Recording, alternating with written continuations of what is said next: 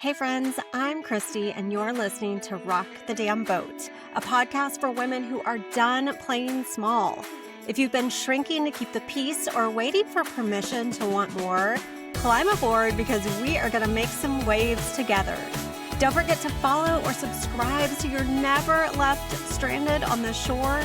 Now, on to the show. I am recording a Monday mini late in the day on Monday. I kept going back and forth of, will anybody miss this podcast if I don't record my individual episode? I have several recordings coming up on Wednesdays for the next month or so. Some great conversations, but I am exhausted. I am overwhelmulated. I've seen that word recently. It's hot. It's hot in Texas. It has started hitting triple digits. So I find myself worn out in the afternoons. I am also still unable to kick my caffeine habits. So I am over caffeinating in the mornings. And as every women's wellness practitioner, holistic practitioner would say, I need to dial back the caffeine. And definitely in the afternoon. So I did resist the urge for another afternoon, as in 12 p.m., caffeinated beverage. I laid down on the couch and thought I might even take a nap. That's how tired I am today. And there's a lot going on right now. I started a new job 2 weeks ago and it's going fine. It's going great. I like the team and I'm giving myself copious amounts of grace around learning new information, making connections, getting training, all of that. I am dealing with what I assume are post-menopausal symptoms and everything that goes along with this newer magnified version of ADHD, which I never knew I had. I was diagnosed with anxiety very early on, so it's not as if I didn't have an anxiety diagnosis or think that there was something happening, but to now have these very clear, more commonly reported symptoms of ADHD. I am having some of those, feeling overwhelmed, lacking focus, time blindness, all of those things, a lot of waiting. So if I know something is going to happen, say a meeting or an appointment, I tend to not start anything because I feel kind of not like I'm going to forget, but maybe I just don't want to stress myself out doing other things. Like I'm focusing all my attention on that one appointment for the day, which makes me wonder how I ever jumped from meeting to meeting to meeting. Now, that could also, one could argue, be a dismantling of that programming. So maybe I need to look at it differently and think, wow, I don't have a million meetings on my schedule every day. That's kind of refreshing. And it's okay if I find other things to do while I'm waiting for my one meeting a day. I am also wanting to be really transparent about the difficulty I am having aging. And I turned 51 last month and I am post-menopausal. I'm using HRT. So my doctor's pretty happy with where all of my levels are on my hormones. I skim a lot of headlines these days because there's a million sources of information. But I saw something recently about this time in a woman's life at this age, this midlife period. We're losing certain hormones that we've had our whole lives, but we have this tendency to live in old memories. I do keep having things come up, old patterns of behavior, old regrets, old memories, just different things that are coming up that feel almost like I'm missing out on something. And just now, I bring a little humor to this with Pretty in Pink, which if you watch this or listen to the show, you know is one of my favorites. And Annie Potts talks about how she'll check her keys, check her kids, all this other stuff, can't figure out what she's missing. And then she says, I realize it's because I never went to prom. Now, I did go to prom. It was probably not the best experience of my life. It was in and out of the prom itself and then drinking and getting sick on the beach. And so that wasn't the greatest memory.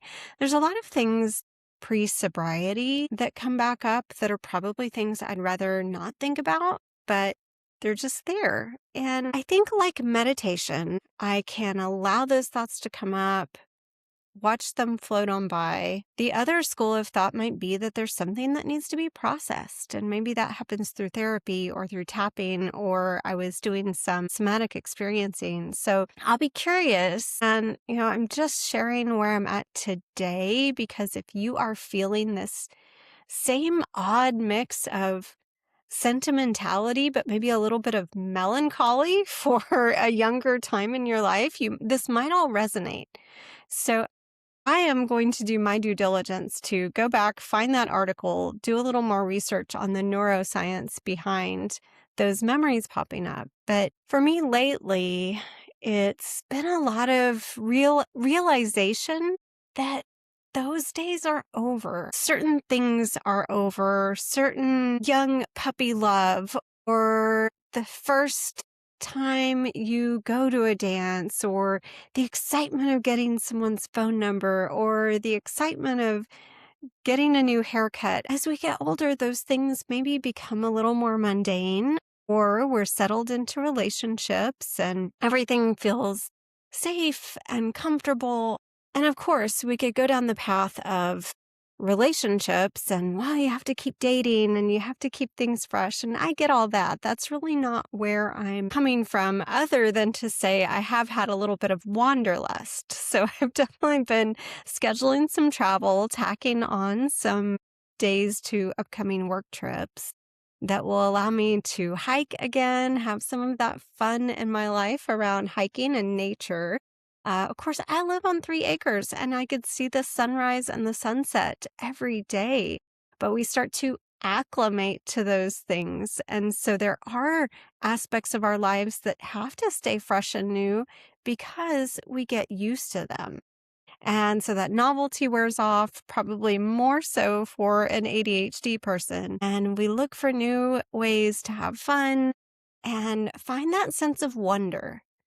And so these trips that I'm taking and tacking on some hiking will be my exploration, simply scratch the itch on my wanderlust. I had a little senior book that you put memories and photos and all of these things. And I was looking for storybook romance. And boy, don't we learn that Hollywood embellishes so much, and that life is never that simple or that romantic or that easy. Marriages work, friendships are work relationships take patience and effort and understanding and communication. So it would be nice to think that we could live in this bubble of the age of innocence forever, but we don't. We age. And it's so interesting to me that ushering in this decade of the 50s, my 50s, has been an interesting mix of sadness and not so much regret, but just a longing for a time where things did feel less complicated, and especially because menopause and my post-menopausal state of mind have been so challenging for me. I was watching a movie today where a woman was dealing with postpartum depression, and I thought, we deal as women, we deal with a lot with our hormones. And in the movie, the woman just wasn't even sure. She said, I'm not sure I can do this. And she was talking to her husband about sort of, she was a little disillusioned about how motherhood would feel. And I think that many of us in menopause might be feeling the same way. Now, I never had kids. I've, again, skimmed a headline that maybe women who didn't have kids have a harder time with this transition. I don't know that there's any truth to that. I certainly could see how women who are neurodivergent, so whether that's anxiety, depression, ADHD, premenopause, that all of those things can magnify these feelings. But I just want you to know that if you are feeling out of sorts and it feels bigger than it should be, you are not alone. You are not alone, even if it's just me. I see you and I am you. and we will find the right solutions. I'm sure there are menopause support groups. I know there are recovery groups that I could plug back into because sobriety and relying on alcohol, I gave that up 8 years ago. So that is not my go-to, and I do not want to go back to that. So I am working on the tools that are best for me. I am taking the time that I need. I am stepping away from a lot of things that I was trying to lead, and I'm just in receiving mode. And if you have been the caretaker in your marriage, with your kids, with your friend group, if you have played that part all along and you're finding that that doesn't feel rewarding, or that maybe it feels exhausting, or you're realizing that maybe it's caretaker fatigue, rock the damn boat is for those of us who have put everyone first. And so if you're realizing that, hey, I need to put myself first, there is nothing wrong with that. That is how we are rocking the damn boat. And I have inspired other women to do a lot of bold things in their lives. And I hope that my willingness to say, hey, I'm throwing in the towel for a little bit, and I'm going to kind of just do what I need to do to get myself right. I hope that inspires you too. You can either go back and listen to the episode with Allie Van Fossen, where she talks about her pause. That's about pausing in motherhood and really being present for motherhood. We also talked to Allison Kinsey about her creative sabbatical. So there are a lot of women doing interesting things with their lives right now that are reshaping expectations of them, expectations of themselves. And so some of those conversations are coming your way. If you are struggling right now in midlife and you need resources or you need a sounding board, you know where to find me. Menopause.org is a resource that Ashley Oth shared with us early on in my show interviews. And so that's a great place to look. I'm going to check there. I'm going to get into a recovery group. She Recovers is a great one, and we will prevail. Thanks for listening. You've been listening to Rock the Damn Boat, a podcast produced and recorded by Christy Hughes. You can follow, subscribe on both Apple and Spotify, and your 5-star review goes a long way. Thank you so much for your support of the show.